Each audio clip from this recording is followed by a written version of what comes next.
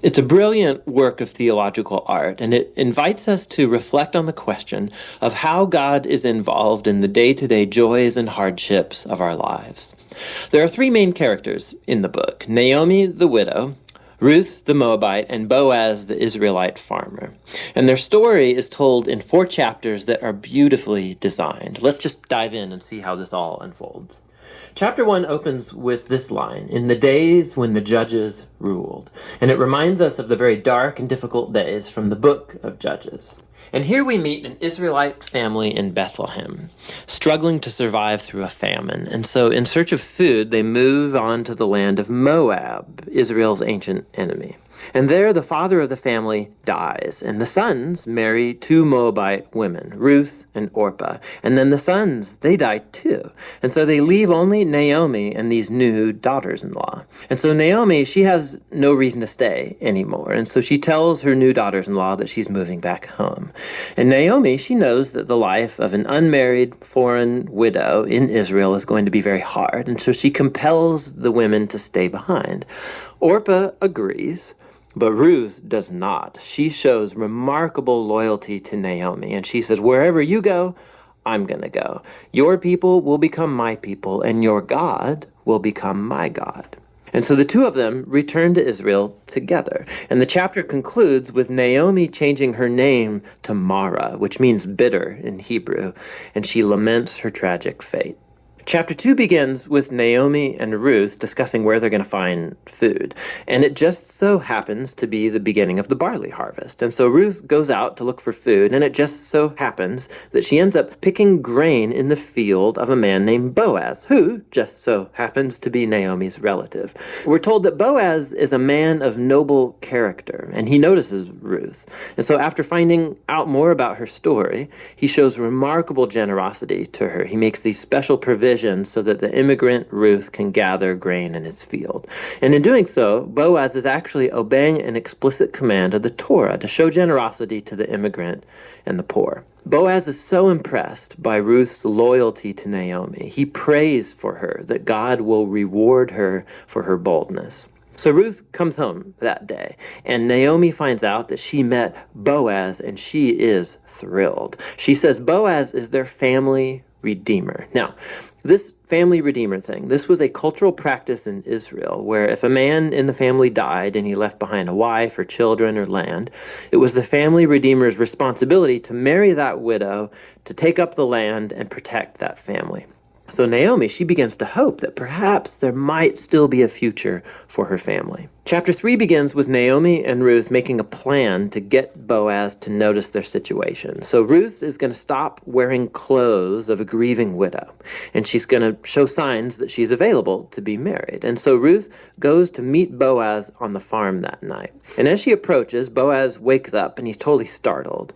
And Ruth makes her intentions very clear. She asks if Boaz will redeem Naomi's family and marry her.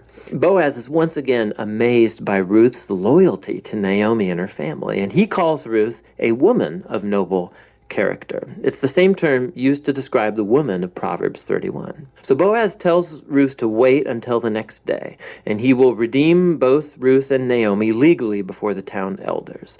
And so the chapter ends with Ruth returning to Naomi, and they marvel together at all of these recent events. In chapter 4, it all comes together. It turns out, at the last minute, Boaz discovers there is a family member who's closer to Naomi than he is, and he's actually eligible before him to redeem the family.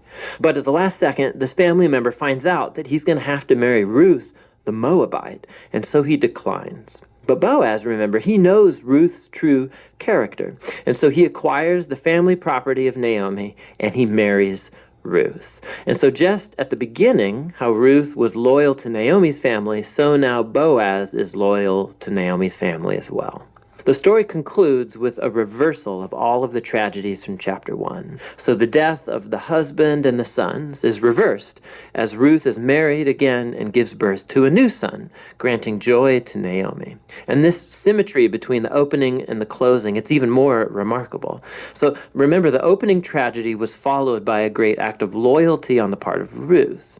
And that is now matched by Boaz's act of loyalty that leads to the family's final restoration. And this symmetry, it highlights the design of the internal chapters as well. So each of the chapters begins with Naomi and Ruth making a plan for their future, and that's followed by a providential meeting between Ruth and Boaz, and each chapter concludes with Naomi and Ruth rejoicing at what's taken place. This story is beautifully designed, and that design actually connects with a really interesting feature of the story, and that's how little God is mentioned. Right? The characters talk about God a few times, but the narrator actually never once mentions God doing anything directly in the story, and that's its brilliance. Because God's providence is at work behind every scene of this story, weaving together the circumstances and choices of all these characters. So Naomi, her tragedy leads her to think that God is punishing her, but actually the whole story is about God's mission to restore her and her family. And he's doing so through Ruth, through her boldness and loyalty, which brings healing to Naomi's life, but not without Boaz, who's a no-nonsense farmer who's full of generosity and loyalty. And so God uses his integrity combined with Ruth's boldness to save Naomi and her family. And so this story brilliantly explores the interplay of God's purposes and will with human decision and will. God weaves together the faithful obedience of his people to bring about his redemptive purposes in the world. And that leads to the real end of the story. The book of Ruth concludes with a genealogy, showing how Boaz and Ruth's son, Oved, was the grandfather of King David, from whom came the lineage of the Messiah. And so all of a sudden, these seemingly mundane, ordinary events in this story are woven into God's grand story of redemption for the whole world. And so the book of Ruth invites us to consider how God might be at work in the very ordinary, mundane details of our lives as well. And that's what the book of Ruth is all about.